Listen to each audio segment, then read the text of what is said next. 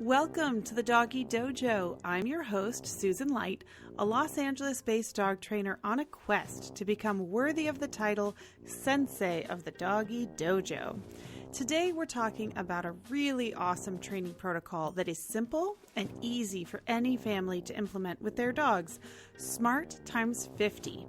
I'm incredibly honored to say that the woman who created this protocol in her book, Plenty in Life is Free, is here to introduce us to it herself. She is an applied animal behaviorist who has been a full-time animal trainer for 35 years, first with marine mammals and now with dogs.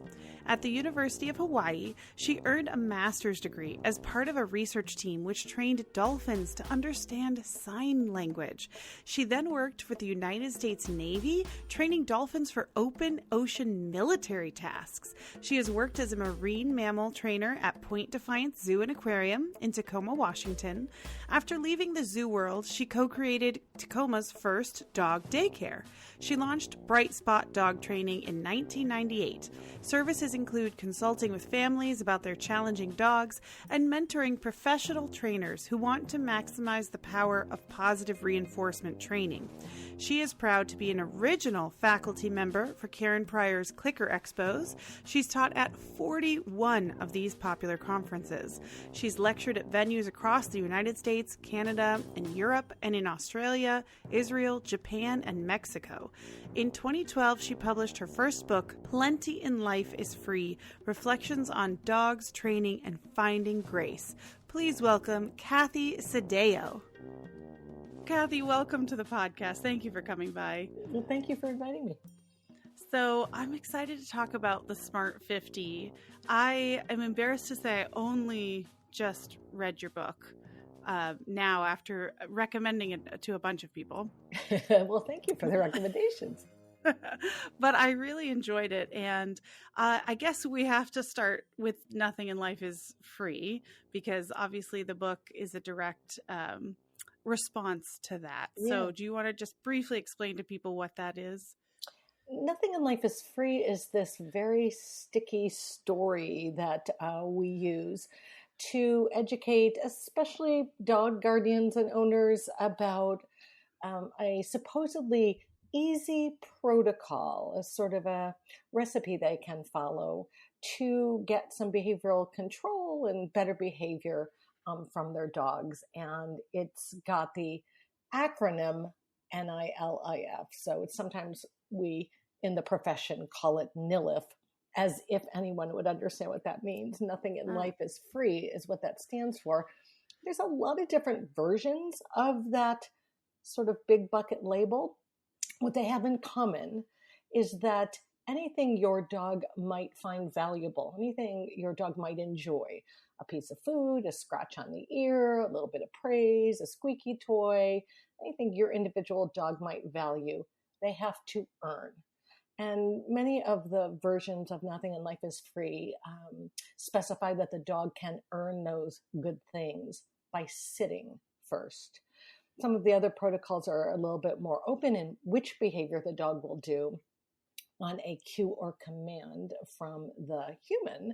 But the dog basically has to comply with your request or command first, or they don't get the thing. And the different protocols vary in how sort of rigid they are about, does that encompass absolutely everything, including any little bit of love you might give your dog? And some of them would say, yes, absolutely. Anything is earned by the dog doing a sit or some other behavior first, or you are instructed to ignore the dog.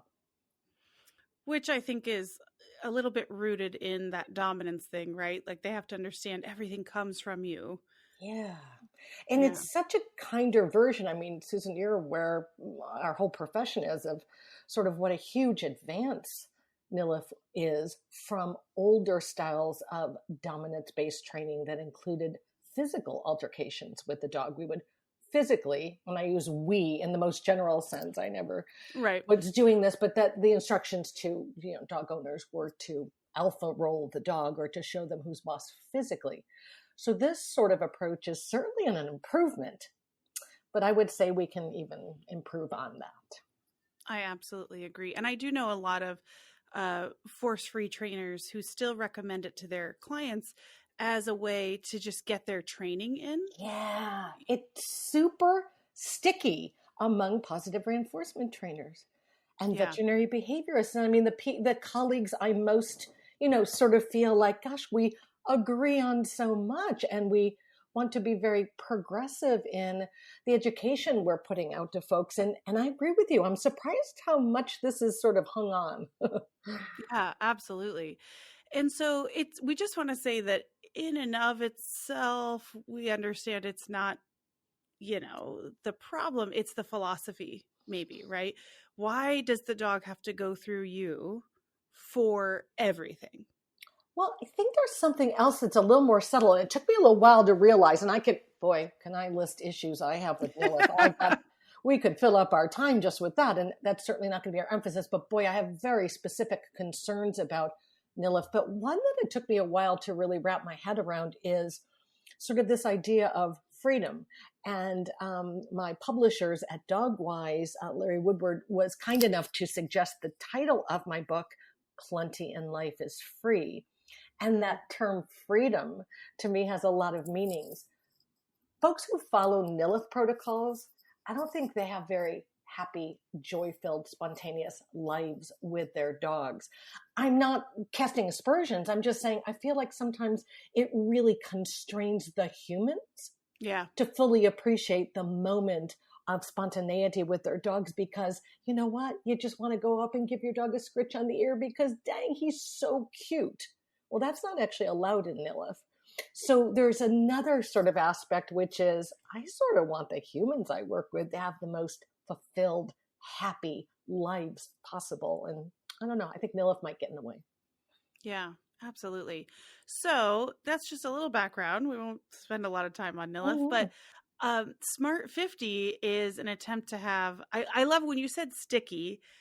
People who haven't read your book might not know, or the book that you're referencing in your book, about the sticky idea, something that's really sticks in the psyche, like, oh my God, dominance theory. Right. Was a sticky idea. That is, we've still not gotten rid of it after 50 years. But so Smart 50, from what I understand, is your attempt to sort of have a sticky acronym to get people moving in a different direction. Yeah? Yeah. Oh boy, that's such a great way of saying it. Yeah. I'm a real behavior geek. I love the science. We could go down all kinds of rabbit holes about the science of training, but I'm working with pet owners who don't typically hire me to say, hey, I really want to learn the science. And yet I really want to be able to pass it along to folks I'm working with, which I think is part of the sort of stickiness of Nilith is, boy, it's really a concise explanation of a protocol people can do. I would have some concerns about how successfully they can do it, but I wanted to sort of find something that could replace it, because it doesn't help anybody to say, hey, maybe Nilith isn't the best idea. Where does that leave folks? So Smart Times 50 was my attempt to take my understanding of the science of behavior change and learning and make it as concise and sticky as possible. And so that acronym SMART, stands for seeing, marking, and reinforcing. See, mark, and reinforce training. Because that's actually the 3 habits. Those are the 3 behavioral habits I want to start to build in the humans I'm working with. I want them to notice their dog's behavior. I want them to mark all the behaviors that they like, and I want them to reinforce those behaviors. If we can get those habits rolling in the humans, the behavior change in our learners can be really dramatic. Yeah. And I love how sometimes when I'm first meeting a client and a dog, they're like, what are you giving them treats for? Like, what are they doing? What are you, why are you giving them treats right now? It's like, they're just calmly sitting by us. That's great. Yeah. People tend to ignore their dog when they're doing things that they really like and really want them to do. They're ignoring that, and they're focusing on all the things and their dogs are doing that they don't like. Our attention is so limited. We're so busy, and even before the world got crazier with COVID and all the changes we've had to absorb, the reality is our human attention is limited, And we really have to make an intention to notice the non-obnoxious behaviors, right? We just Yeah. want to disturb the dog when my dog is currently sound asleep next to me as I'm chatting with you. And I'm really grateful for that. But boy, he's sound asleep next to me on the bed while I'm talking to the computer because I've reinforced that sort of really calm behavior a lot in his younger days. So it's that behavior that isn't really intrusive that we want to go, wow, I really like that. I could actually pay for that sort of lying there calmly behavior, right? Absolutely. And these are the kinds of things that people don't focus on, but it's a great shift. So you already said what SMART stands for, but what is SMART times 50? How does somebody do this? I wanted to kind of have a number to say, I think people sometimes like to collect data in a really simple way. So if you give someone, and you know this, Susan, if you say, we're going to collect data on your dog's behavior and I'm giving you a data collection sheet, like eyes glaze over for most of the folks we're working with, right? Yeah. But we really do need to have a quantity in there. And so I was inspired by my own Fitbit to say, I have a really strong habit of walking. And it's partly built up by my wanting to get to my number of steps I've programmed into my Fitbit every day. My friend with an Apple Watch loves to make those circles connect on her activity monitor and really will do behaviors in order to reach that goal each day.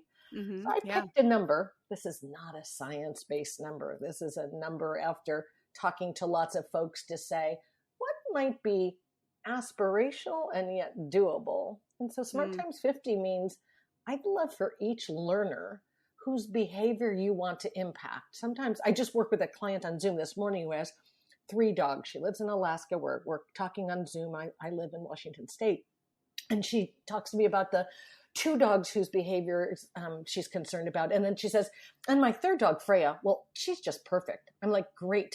You could do SMART times 50 with Freya, but you're going to be too busy with it. So for dogs whose behavior you'd like to impact or change, I'd say I'd like to get in 50 repetitions a day of seeing, marking, and reinforcing any behavior that's okay or better than usual. It doesn't have to be the stunning behaviors. It's behaviors you like.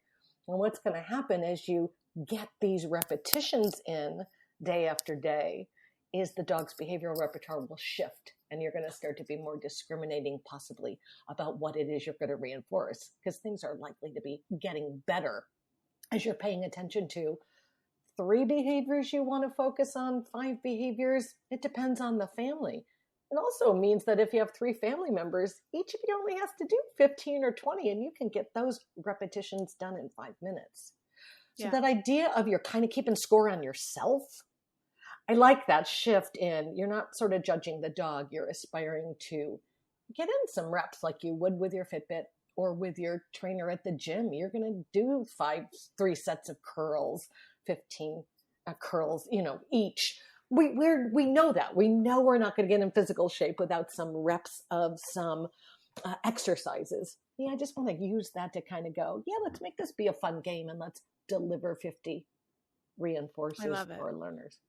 And you did say that if you don't see the things unprompted, because a big shift here between NILIF and SMART times 50 is you're not asking for these behaviors, you're noticing them, right? That's the S, is you're seeing them, scanning the environment and seeing them, but that you're not opposed to you asking for a behavior if you need to get to the 50, correct? Yeah, not at all. I love that you used that marine mammal word, scanning. I was originally a marine mammal trainer, and we would often use the term scanning, which is you're almost actively searching for a behavior. By the way, let me just put in there's a sensory bias in us using the terms seeing, because I've certainly worked with many blind clients, visually impaired clients who do this beautifully using other senses. So you could say SMART is sensing, marking, and reinforcing. It doesn't have quite the same stickiness. So just you can use your other sensory modalities to observe your dog, right?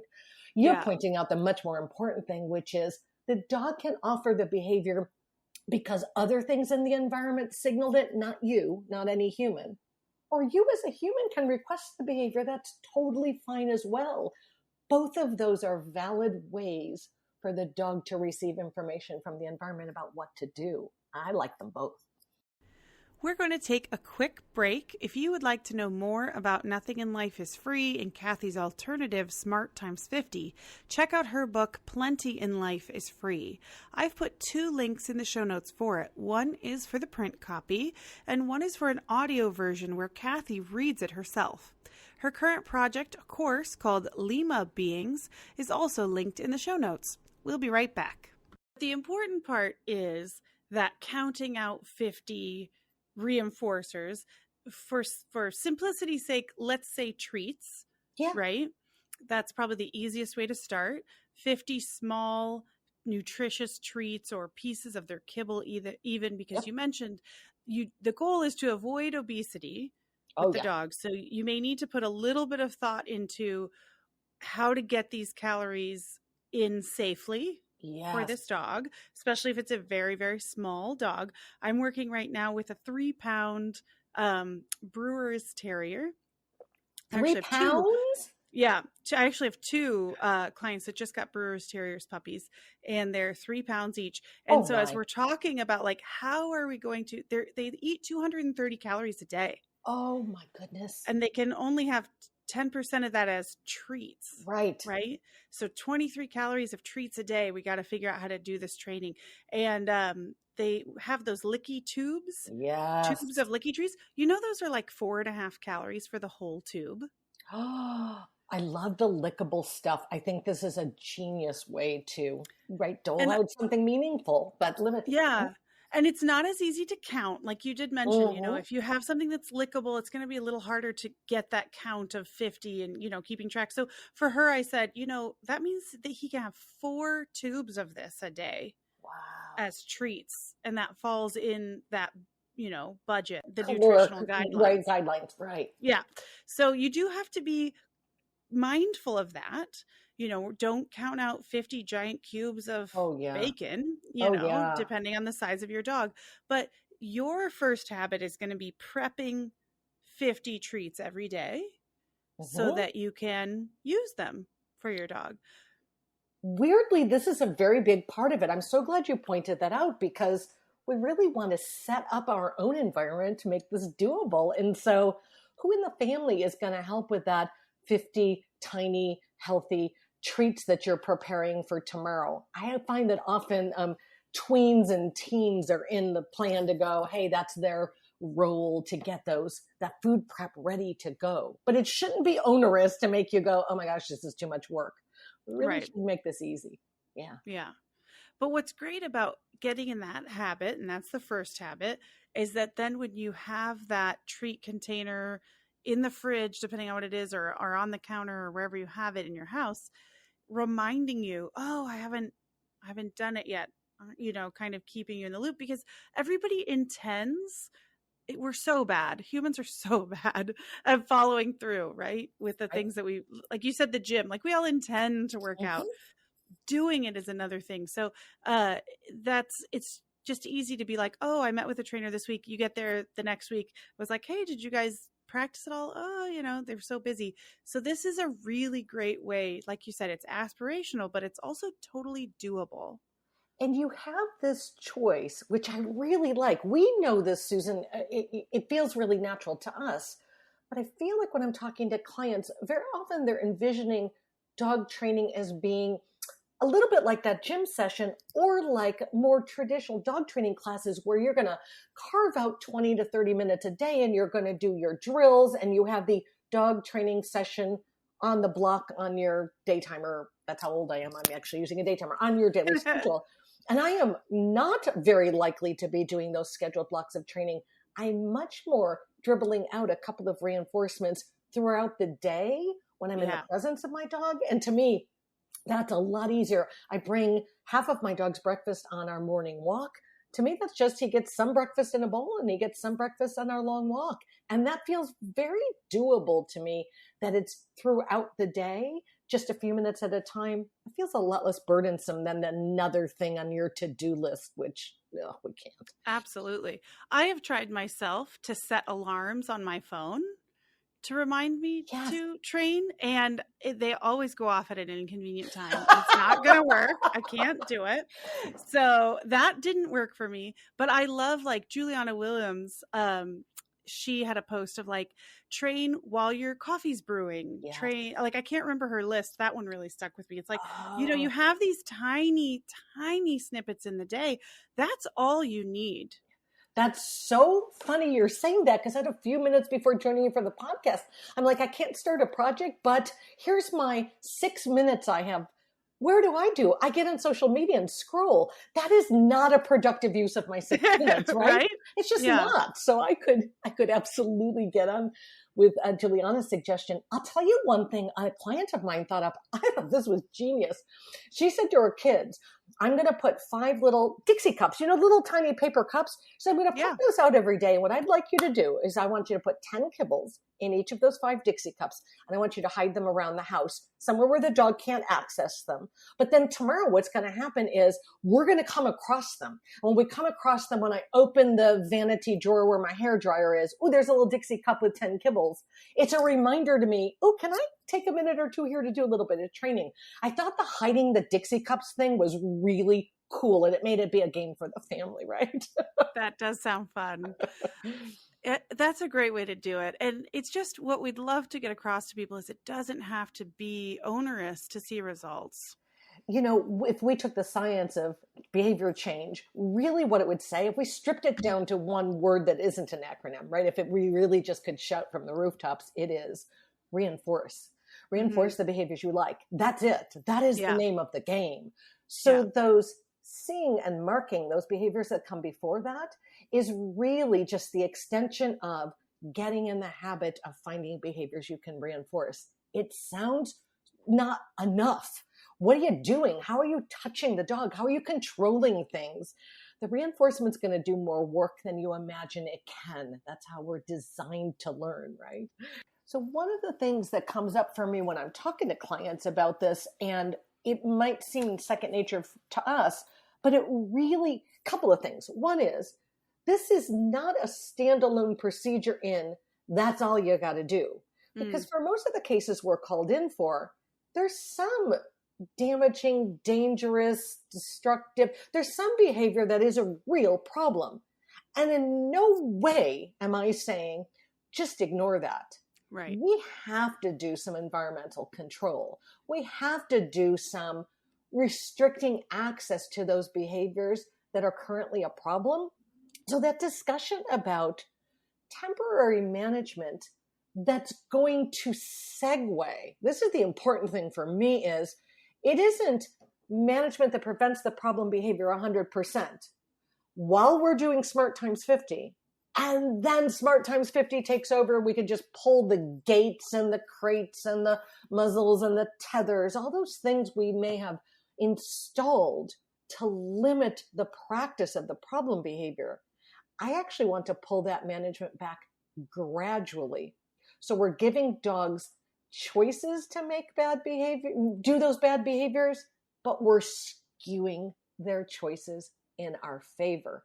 I think this is huge, to be able to say, I don't want to be the police officer for my dog's entire life, telling them what not to do, guiding their every movement. It's really not my happiest life, and it's kind of a pain in the neck for me.